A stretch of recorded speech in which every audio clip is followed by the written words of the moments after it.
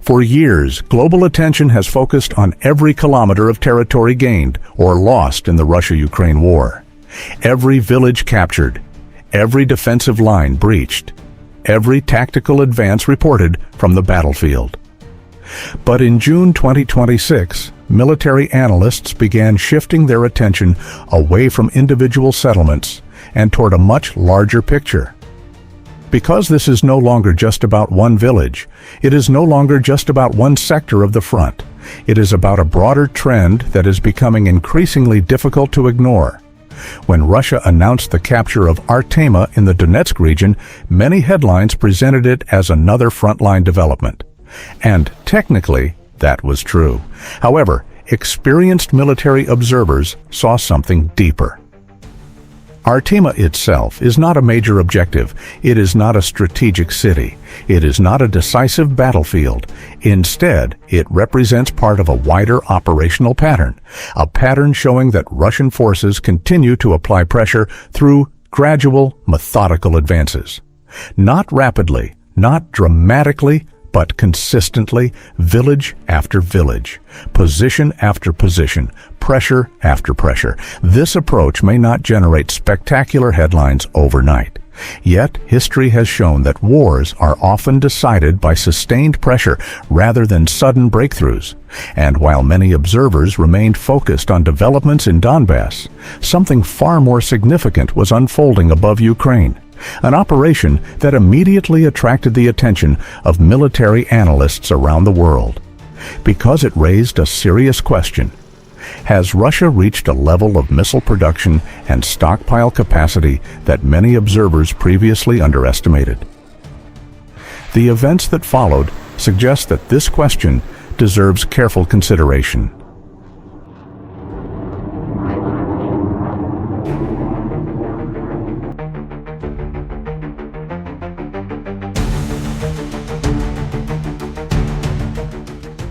Reports indicated that Russia launched hundreds of drones alongside dozens of missiles during a coordinated strike campaign. To the general public, these numbers may sound like statistics.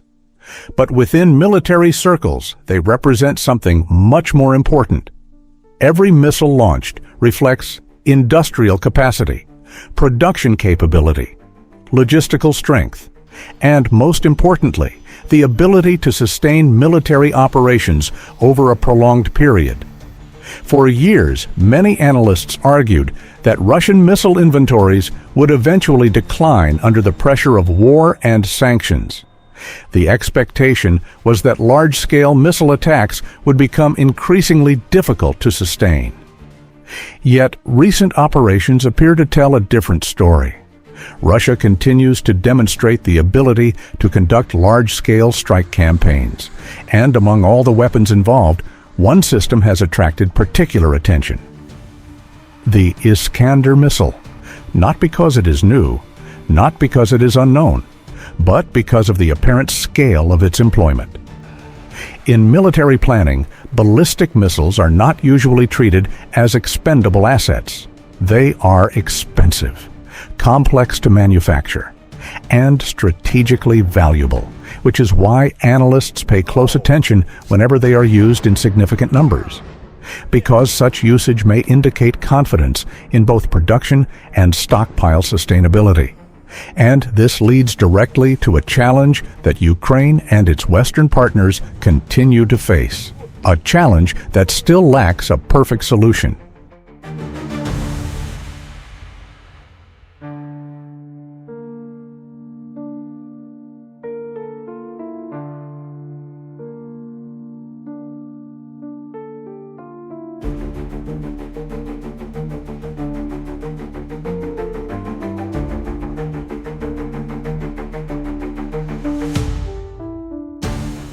In modern warfare, a nation ideally relies on two layers of security.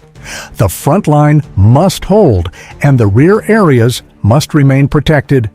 Ukraine's challenge today is that both layers are under pressure simultaneously. At the front, Russian forces continue applying pressure across multiple sectors of Donbas. Behind the front lines, drones and missiles continue to threaten logistics hubs, infrastructure, military facilities, and command networks. This creates an extremely difficult strategic dilemma. Every air defense system assigned to protect major cities is a resource that cannot be deployed elsewhere. At the same time, concentrating too heavily on frontline requirements can leave critical rear areas increasingly vulnerable. This is why many military analysts describe the conflict as a war of attrition rather than simply a war of territory.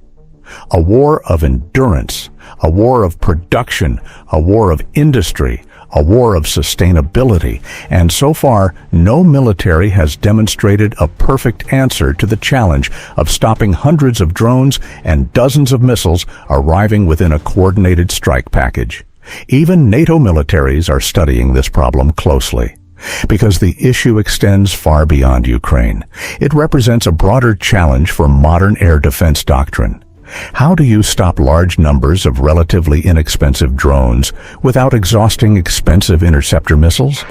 How do you defend vast areas continuously for months or even years?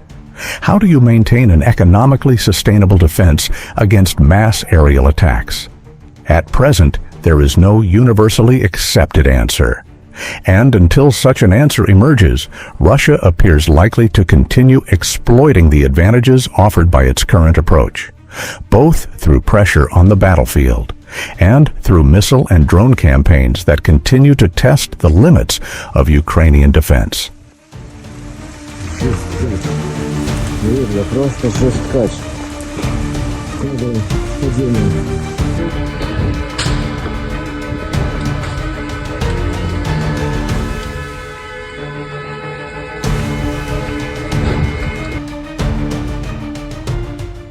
Artema may appear as little more than a small point on the map, but the developments surrounding it reveal something much larger.